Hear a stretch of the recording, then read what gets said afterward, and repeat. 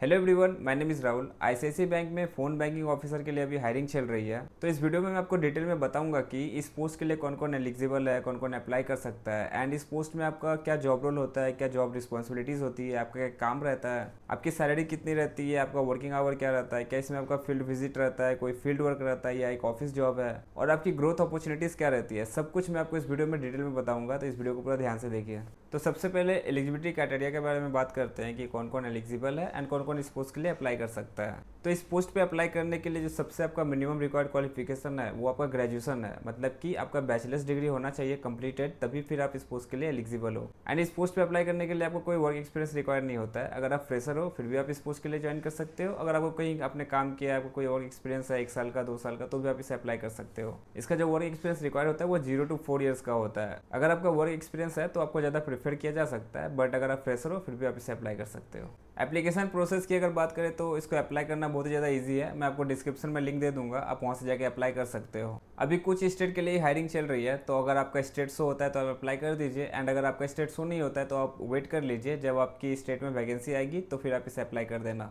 नीचे description box में apply का लिंक है, अगर आप उस पर क्लिक करोगे तो आपको स्टेट भी शो हो जाएगी कि किस स्टेट के लिए वैकेंसी है अभी। और इस पोस्ट के लिए अप्लाई करने के लिए आपको कोई एप्लीकेशन फ़ी नहीं लगता या फिर कोई चार्जेस नहीं लगता, आपको कोई पैसे नहीं देने पड़ते हैं। और सिलेक्शन के लिए आपको कोई टेस्ट भी नहीं होता है, आपको इसमें कोई टेस्ट भी लिया नहीं जाता है। बस आपका एक फाइनल इंटरव्यू होगा, आपको उसको क्लियर करना पड़ता है। सिर्फ इसमें आपका फाइनल इंटरव्यू ही होता है। अगर आप इंटरव्यू को क्लियर कर लेते हो तो आपको ऑफर लेटर प्रोवाइड कर दी जाती है, और ऑफर लेटर में आपका date of joining and everything आपका मेंशन रहेगा। बट उससे पहले आपका एक इंडक्शन प्रोग्राम होगा। बैंक को ज्वाइन करने से पहले या फिर जो भी आपका ज्वाइनिंग डेट रहेगा उससे पहले आपको इंडक्शन में आपको कुछ कुछ बताया जाएगा, बैंक के बारे में बताया जाएगा, आपकी जॉब रोल के बारे में बताया जाएगा, एंड वो कंप्लीट होने के बाद फिर आप बैंक को ज्वाइन करोगे। और ये एक एंट्री लेवल का पोस्ट है, तो इसमें जो आपको ग्रेड प्रोवाइड की जाती है वो ऑफिसर लेवल का ग्रेड होता है या फिर सीनियर ऑफिसर ग्रेड आपको प्रोवाइड की जाती है। तो ये कोई हायर पोस्ट नहीं है, ये आपका एंट्री लेवल का ही जॉब है। अब बात करते हैं कि इसकी जॉब रोल क्या होती है, इसकी वर्क रिस्पॉन्सिबिलिटीज क्या होती है। तो फोन बैंकिंग ऑफिसर, जैसा कि नाम से पता चल रहा है, इनका जो मोस्ट ऑफ द काम होता है वो कॉलिंग से रिलेटेड होता है। इनको दिन भर में 80 से लेकर 100 कॉल्स लेने पड़ते हैं, एंड इनको ओवर द फोन कस्टमर्स को एक्सीलेंट कस्टमर सर्विस प्रोवाइड करनी पड़ती है। इनको कस्टमर्स को बैंकिंग नीड्स, फाइनेंशियल नीड्स या फिर इन्वेस्टमेंट नीड्स प्रोवाइड करनी पड़ती है।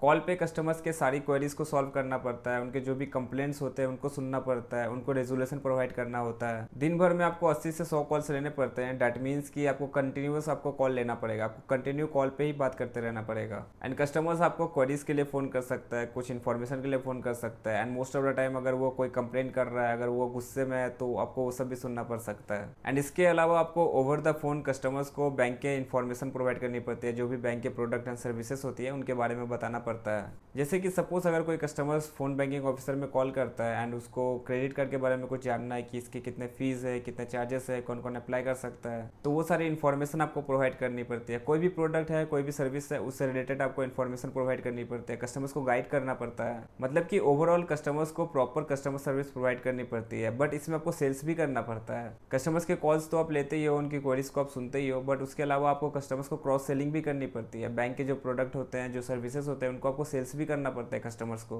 तो इस प्रोफाइल में आपका सेल्स भी इंक्लूडेड रहता है। आपको डेली बेसिस में कस्टमर्स के कॉल्स लेने पड़ते हैं, उनको डे टू डे बेसिस पे सारी कस्टमर सर्विस प्रोवाइड करनी पड़ती है। उनसे आपको अच्छे से कम्युनिकेट करना पड़ता है ताकि आप उनको बैंक के प्रोडक्ट एंड सर्विसेज को सेल कर सको। एंड इनकमिंग कॉल्स तो आप लेते ही हो, एंड ऐसा भी हो सकता है कि आपको लार्ज नंबर ऑफ कस्टमर के डेटास दी जा सकती है, एंड आपको उन पर कॉल करना पड़ सकता है, उन पर फॉलोअप करना पड़ सकता है, उनको सेल्स करने के लिए आपको सेल्स करना पड़ सकता है। मतलब कि जो भी आपके बैंक के प्रोडक्ट एंड सर्विसेज है उनको आपको कस्टमर को क्रॉस सेल करना पड़ेगा। मोस्टली आप इनमें कोई कस्टमर से आप डायरेक्ट डील नहीं करते हो, मतलब कि फेस टू फेस कोई डीलिंग नहीं करते हो, आपको ओवर द कॉल ही सारी चीजें करनी पड़ती है। एंड इसमें आपको कोई फील्ड वर्क नहीं होता है, कोई फील्ड विजिट नहीं होता है कि आपको फील्ड पे जाके कोई कस्टमर को सेल करना पड़ता है, ऐसा नहीं होता है इसमें। ये आपका एक टाइप ऑफ डेस्क जॉब है, मतलब कि इसमें आपका ऑफिस में वर्क रहेगा या फिर आपका ब्रांच में वर्क रहेगा। इसमें कोई आपका फील्ड विजिट या फील्ड वर्क नहीं रहता है, बट हाँ इसमें आपको सेल्स करना पड़ता है। जॉब टाइमिंग की अगर बात करें तो इसका जो जॉब का टाइमिंग होता है वो रोटेशनल शिफ्ट होता है, क्योंकि बैंक 24/7 कस्टमर सर्विस प्रोवाइड करती है, तो इसमें आपका रोटेशनल शिफ्ट होता है। इसमें आपको कोई फिक्स टाइमिंग नहीं होता है, तो जैसे बैंक की रिक्वायरमेंट होती है उसके अकॉर्डिंग आपका शिफ्ट कर दिया जाता है। ये सब आपको पहले ही इन्फॉर्म कर दिया जाएगा, आपकी जो भी टाइमिंग होगी आपको पहले ही बता दिया जाएगा। तो अगर आप रोटेशनल शिफ्ट में काम कर सकते हो तभी फिर आप इस पोस्ट को ज्वाइन कीजिएगा। वर्किंग आवर की अगर बात करें तो आपका जो वर्किंग आवर रहेगा वो आपका 9 से 10 घंटे का रहेगा, बट शिफ्ट आपका रोटेशनल रहेगा। एंड अब सैलरी की बात करते हैं कि इस पोस्ट में आपको कितना सैलरी प्रोवाइड किया जाता है। तो एक एंट्री लेवल का पोस्ट है, ज़्यादा हायर प्रोफाइल नहीं है, तो इसमें आपका जो सैलरी रहता है वो भी लो साइड रहता है। इसमें आपका कोई हायर सैलरी नहीं होता है। इसमें जो आपका पैकेज रहेगा वो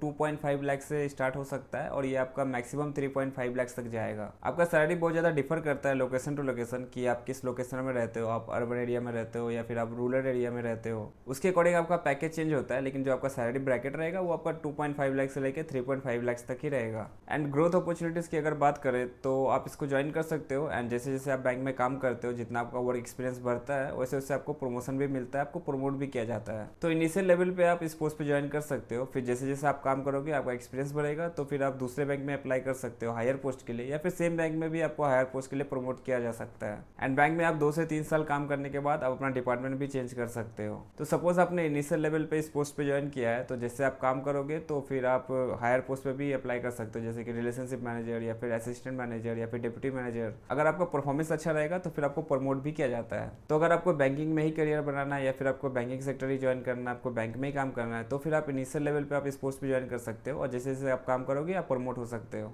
बट हाँ, इस जॉब रोल में भी आपका प्रेशर रहेगा, क्योंकि आपको कंटिन्यू आपको कॉल्स लेने पड़ेंगे, कस्टमर्स के क्वेरीज को सॉल्व करना पड़ेगा। आपको दिन भर में 80 से लेकर 100 कॉल्स लेने पड़ेंगे। डैट मीन्स आपको कंटिन्यू कॉल पे बात करना पड़ेगा। एंड उसके साथ साथ आपको सेल्स भी करना पड़ेगा, आपको क्रॉस सेल्स भी करते रहना पड़ेगा कस्टमर्स को। एंड इस पोस्ट में अप्लाई करने के लिए आपको फ्लुएंसी होना चाहिए स्पोकन इंग्लिश में, एंड आपको हिंदी लैंग्वेज अच्छे से बोलना आना चाहिए। एंड इसमें आपको रोटेशनल शिफ्ट पे काम करना पड़ेगा, तो उसके लिए भी आपको ओपन होना पड़ेगा। तो ये था पूरा डिटेल्स फोन बैंकिंग ऑफिसर के बारे में। अगर आपको अप्लाई करना है तो नीचे डिस्क्रिप्शन में लिंक है, आप वहाँ से जाके अप्लाई कर सकते हो। Thank you so much for watching till the end. I wish you all the very best. Till then take care, bye bye, जय हिंद।